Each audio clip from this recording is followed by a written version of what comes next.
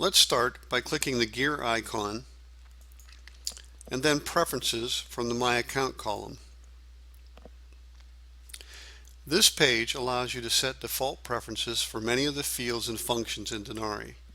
For example, if most of your names come from the state of Florida, then you could go to the default state field and enter that abbreviation. Now, when you add a new name record, that field will be filled in automatically for you, and you'll be able to change it in the future if needed. Most of the fields on this page are self-explanatory, so we'll only hit on the ones that need some explanation. The first field to look at is at the top, Year for Year-to-Date Calculation. This is an important field. There are a few places in Denari where the year-to-date is calculated, like the thank you receipt, the donor's giving stats, etc. Denari simply adds up the gifts for the year set in this field. So why doesn't Denari know what year it is and use that? Normally, in the first week of January, you will be receiving gifts that were intended for the previous year. When you print thank you receipts for those gifts, your donors will want to see the year-to-date for that previous year. So this field allows you to change the setting as needed. For example, on January 1, you may come to this field and change it to the new year. During that week, you may enter gifts dated in the new year. You can then run receipts for those gifts, and Denari will calculate the year-to-date for the new year. But also during that week, you may enter several gifts for the previous year. The batch that you enter them in will have a date from the previous year. If you run receipts for those gifts without making any changes to this setting, Denari will print the year-to-date for the current year. So you will need to first change this setting back to the previous year, run the receipts for that year, then change it back as needed. You can do that as often as you like to get the year-to-date correct on your receipts. Remember, Denari is using the gift date on the batch and the year that you've set here to calculate the year-to-date. It's also important to point out that this setting only applies to the year-to-date calculation. It doesn't affect any other statistics or reports. Toward the bottom of this page, we find the street and city to proper on output.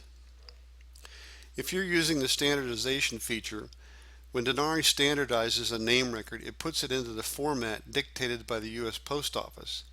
That means that the street and city are in all uppercase and the name fields are in upper lowercase. This is a post office thing, not a Denari thing. By default, when that prints on statements like your thank you receipts, it will print in just that format. But you can change that here if you'd like. There are four options. As is without any transformation. This simply means that it will print it as you see it in your data. Proper without punctuation. Proper means that it will be upper lowercase. The first letter of the name, for example, will be capitalized and the rest of the letters will be lowercase. There will be no punctuation. Proper with punctuation. This one is pretty self-explanatory. And finally, all uppercase. This just puts everything, name, address, city, in uppercase. This setting only applies to statements and reports that Denari prints. It does not change the way the data looks in the name record itself. Next is Allow Edit of Donor Intro Appeal. By default, Denari sets up the source code field, the one you select when adding new names, as a non-editable field. That field tracks what fundraising function generated that name in your data, and the assumption is that you won't ever need to change that field. However, sometimes it is necessary to make a change, so you can check this box, which will turn that field on the name record page into an editable field. You can come back and uncheck it whenever you'd like to make it an uneditable field again. The default to multi-sponsorship checkbox field applies to clients using the sponsorship module only. By default, Denari assumes that all sponsored names will have only one sponsor or pledge. Checking this box will change that to allow multiple sponsors per sponsored names. You can also change this on an individual basis as well, allowing multiple sponsors for just one sponsored name record, but this changes that on a global level. Finally is the printed batch receipt page size. This refers to an alternate receipt option that allows you to print thank you receipts with photos in the letter body.